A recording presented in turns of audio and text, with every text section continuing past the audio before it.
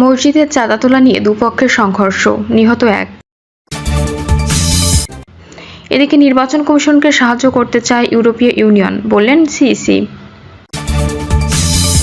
মাগুরায় শিশু আসিয়ার পরিবারের দায়িত্ব নিল জামায়াতে ইসলামী। জানাবো বিএনপি সরকার গঠন করবে, বিরোধী দল থাকবে এনসিপি। মাদারীপুরে ডাকাত সন্দেহে 4 জনকে গণপিটুনি। এবং সর্বশেষ জানাবো ডিসেম্বরের মধ্যে নির্বাচন হবে এবং বিএনপি ক্ষমতায় আসবে, বললেন সেলিম। শুনছিলেন সংবাদ শিরোনাম, এবারে বিস্তারিত। মসজিদের চাঁদা তোলা নিয়ে দুপক্ষের সংঘর্ষ, নিহত এক। সিরাজগঞ্জের বেলকুচিতে নির্মাণাধীন মসজিদের চাঁদা তোলাকে কেন্দ্র করে সংঘর্ষে জড়িয়েছে দুপক্ষ। ধুকুরিয়াবেড়া ইউনিয়নের ছোট সগুনা গ্রামে হওয়া এ ঘটনায় প্রাণ হারিয়েছেন একজন, আহত হয়েছেন 8 থেকে 10 জন। পুলিশ ও স্থানীয় সূত্রে জানা যায়, ছোট সগুনা কেন্দ্রীয় জামে মসজিদের নির্মাণ কাজ চলছে, এজন্য এলাকাবাসীর কাছ থেকে চাঁদা তোলা হচ্ছিল। এ নিয়ে একই গ্রামের আলাউদ্দিন গ্রুপ ও কারিমুল গ্রুপের মধ্যে আধিপত্য বিস্তার নিয়ে হট্টগোল বাধে। এর জেরে ইফতারের আগে দুপক্ষের লোকজন সংঘর্ষে জড়ায়। এ সময় দুপক্ষের বেশ কয়েকজন গুরুতর হন। এর মধ্যে আজাহার আলী নামে একজনকে বগুড়া শহীদ জিয়াউর রহমান হাসপাতালে নেওয়া হয়। সেখানে চিকিৎসাধীন অবস্থায় রোববার সকালে তিনি মারা যান। এ বিষয়ে বেলকুচি থানার ওসি জাকিরিয়া হোসেন বলেন, ঘটনাস্থল পরিদর্শন করা হয়েছে। ঘটনায় 3 জনকে গ্রেপ্তার করা হয়েছে। আইনানুগ ব্যবস্থা নেওয়া হবে।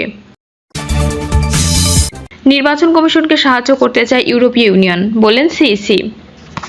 প্রধান নির্বাচন কমিশনার এএমএম নাসির উদ্দিন বলেছেন, ইউরোপীয় ইউনিয়ন আমাদের সাহায্য করতে চায়। তারা জানতে চেয়েছিল ভোটের বাজেট কত, আমাদের টাকা পয়সা ঠিকমতো রয়েছে কিনা, কোনো রকম অসুবিধা আছে কিনা। সিইসি বলেন, ওনারা মূলত জানতে চেয়েছিল যে আগামী নির্বাচনে আমাদের প্রস্তুতি কি আছে। আমরা যা যা করছি তাদের জানিয়েছি, নির্বাচনকে সামনে রেখে প্রস্তুতি সবকিছু জানিয়েছি। তিনি বলেন, আমরা বলেছি আমাদের টাকা পয়সা কোনো অসুবিধা নেই, সরকারের কাছে বাজেট চেয়েছি, তবে ওনারা আমাদের সাহায্য করতে চান, আমাদের কি প্রয়োজন সেটা জানতে চান। আমরা বলেছি ইউএনডিপি ইতিমধ্যে একটা নিড অ্যাসেসমেন্ট করেছেন, একটা টিম পাঠিয়েছিল, তারা সব সহায়তা দিতে প্রস্তুত আছে। বাংলাদেশ উন্নয়নের সহায়তা করতে চান। তারা আগামী মাসে একটা কর্মশালা করবেন, সেখানে সিভিল সোসাইটি থাকবে। আমরা পোলিং এজেন্ট, ভোটার এডুকেশন, স্থানীয় পর্যবেক্ষকদের প্রশিক্ষণ দিতে চেয়েছি।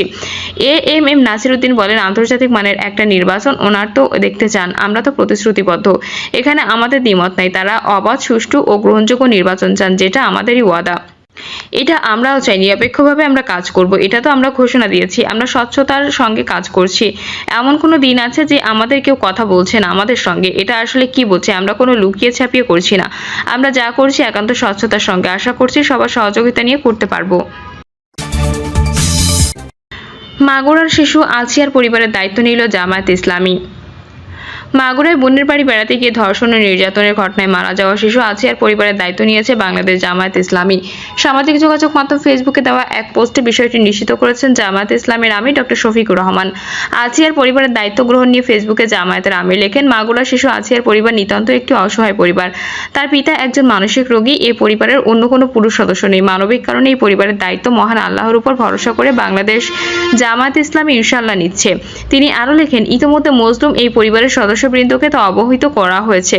সকলের কাছে দোয়ার আবেদন, আল্লাহ তাআলা যেন সঠিকভাবে এর দায়িত্ব পালনে আমাদেরকে তাওফিক দান করেন, আমিন। এর আগে গত 6 মার্চ মাগুরা শহরে বোনের বাড়ি বেড়াতে গিয়ে ধর্ষণের শিকার হয় 8 বছর বয়সী শিশু আসিয়া। পরদিন তাকে মাগুরা 250 শয্যা বিশিষ্ট হাসপাতালে ভর্তি করা হয়। সেখানে অবস্থার অবনতি হলে ওই দিন দুপুরে উন্নত চিকিৎসার জন্য তাকে ফরিদপুর মেডিকেল কলেজ হাসপাতালে পাঠানো হয়। সেখান থেকে রাতেই পাঠানো হয় ঢাকা মেডিকেল কলেজ হাসপাতালে। বিএনপি সরকার গঠন করবে, বিরোধী দল থাকবে এনসিপি। আগামী নির্বাচনে বিএনপি সরকার গঠন করবে আর জাতীয় নাগরিক পার্টি বিরোধী দল হিসেবে সরকারে থাকবে বলে মনে করেন জাতীয় নাগরিক পার্টির যুগ্ম আহ্বায়ক সারোয়ার তুষার। তিনি বলেন, আগামী নির্বাচনে তাদের দল 30 থেকে 35% ভোট টানতে পারে। পিপলস ইলেকশন পালস শীর্ষকে আলোচনা সভায় একটি জরিপের ফলাফল তুলে ধরা হয়। জরিপটি করেছেন ইনোভিশন নামের একটি বেসরকারি পরামর্শক প্রতিষ্ঠান, আর এই কাজে সহযোগিতা করেছে ব্রেইন ও ভয়েস ফর রিফর্ম। সভায় জাতীয় নাগরিক কমিটির যুগ্ম আহ্বায়ক সারোয়ার তুষার বলেন, এবারে নির্বাচন খুবই ইন্টারেস্টিং হতে যাচ্ছে। তিনি বলেন, অবভিয়াসলি এখনো যে সিচুয়েশন, 1 বছরের মধ্যে আমি মনে করি যে বিএনপি গভর্নমেন্ট ফর্ম করবে এবং আমাদের জন্য বিরোধী দল হওয়াটাই ভালো। বিরোধী দল আসলে ক্যারেক্টার তৈরি করে দলের। আমি দেখতে চাই দলটা বিরোধী দলে যাক, বিএনপি সরকারে যাক, আমরা বিরোধী দলে যাই। সারোয়ার তুষারের চাওয়া জাতীয় নাগরিক পার্টির কিছু সদস্য সংসদে থাকুক আর বাইরের শক্তিশালী বিরোধী দল হিসেবে তারা থাকবেন। এটা তার ব্যক্তিগত আকাঙ্ক্ষা। সামনে রোমাঞ্চকর সময় আসছে উল্লেখ করে সারোয়ার তুষার বলেন, সেটা যেন রাজনৈতিক হানাহানির পর্যায়ে না যান, প্রতিযোগিতা যেন একটা ডিসেন্ট পর্যায়ে থাকে। জাতীয় নাগরিক পার্টি আগামী নির্বাচনে 30 থেকে 35% ভোট টানতে পারে বলে মনে করেন সারোয়ার তুষার। তার দাবি, জামায়াতে ইসলামের চেয়ে জাতীয় নাগরিক পার্টির ভোট অবশ্যই বেশি হবে। জামায়াতে ইসলামের জনপ্রিয়তা বাড়ছে মন্তব্য করে সারোয়ার তুষার বলেন, দেশে যে ধরনের পরিস্থিতি আছে ঐতিহাসিকভাবে দেখা গেছে এরকম পরিস্থিতিতে জামায়াতের জনপ্রিয়তা বেশি থাকে, কিন্তু যখনই ভোট আসবে জামায়াতের যে ভোট আছে তার চেয়ে কিন্তু বাড়বে। জাতীয় নাগরিক পার্টিতে বিএনপি ও জামায়াত দুই দল থেকে ভোট আসবে।